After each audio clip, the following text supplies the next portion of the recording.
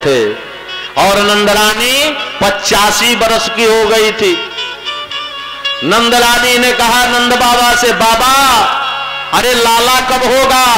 नंद बाबा ने कहा कि समय आएगा देवी, वो भी हो जाएगा।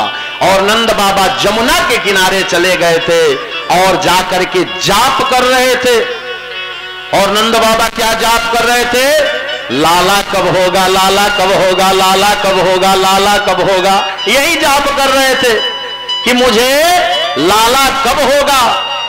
और उसी समय नंद बाबा के दो बहन हैं, कौन? नंदा और सुनंदा। यह दो बहनों को नंद बाबा पहले ही बुला लिए थे, आ जाना बहन, क्योंकि जब भाभी को लड़का होता है तो नंद पहले क्यों आती है? क्योंकि मुझे न्यौछावर मिलेगा। अब ये दोनों ननद आ चुकी थी कि जब भाभी को लाला होगा तो भाभी हमें बहुत सारा सोना चांदी देंगी। और नंदा सुनंदा दोनों आ गई थी। अब नंदा जो है कि घर में गई और घर में सोची कि चले जा करके देखे कि भाभी को क्या हुआ, सोई है अभी तक कि कुछ पीड़ा ओड़ा हो रहा है पेट में। जब जा करके नंदा ने देखा कि भाभी तो सोई हुई है लेकिन बगल में एक बच्चा जो है पड़ा हुआ है, नंदा तुरंत आंख मूंद ली। नंदा ने तुरंत आंख मूंद लिया।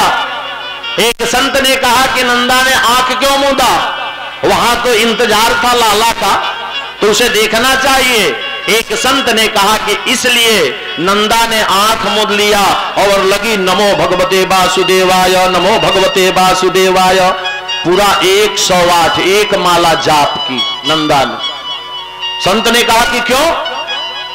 एक संत ने कहा कि नंदा ने इसलिए जाप किया कि हे प्रभु, यह जो भाभी के पास बच्चा पड़ा हुआ है यह लड़का हो, लड़की न हो। क्यों? क्योंकि लड़का होगा तो भाभी सबसे पहले अपने गले का हार मुझे दे देगी, अगर लड़की हो गया तो कुछ पैसे में ही कट जाएगा, तब तो बढ़िया बधाई नहीं मिलेगा। इसलिए नंदा ने भगवान का स्मरण किया और जप किया। और जप के पश्चात जाकर के जब देखा कि यहां तो लाला हुआ है, भाभी को जगाने के बाद और दौड़ती हुई नंद बाबा के पास गई, भैया बधाई हो, भैया बधाई हो, भैया बधाई हो। नंद बाबा ने कहा क्या हुआ नंदा? अरे भैया लाला भयो है। जब नंद बाबा ने सुना कि लाला हुआ है, नंद बाबा तुरंत जमुना में गए और जमुना जी में डुबकी लगाई। 108 डुबकी जमुना में नंद बाबा ने लगाया। और जमुना में डुबकी लगाने के बाद बाबा जो है दिव्य चंदन लगाए, केसर तिलक लगाए और इत्र मारे और मोछों में भी इत्र लगाए और पगड़ी बांधे, पीतांबरी पहने और आंखों में काजल लगाए। और नंद बाबा शीशा में देख करके और बोले, बहन अब बताओ कि मैं कैसा लग रहा हूं? नंदा ने कहा भैया आज तो तुम दुल्हे जैसा दिख रहे हो। नंद बाबा ने कहा दिख रहा हो ना? हाँ मुझे लाला हुआ है। अरे 75 बरस में कहीं लाला होता है क्या?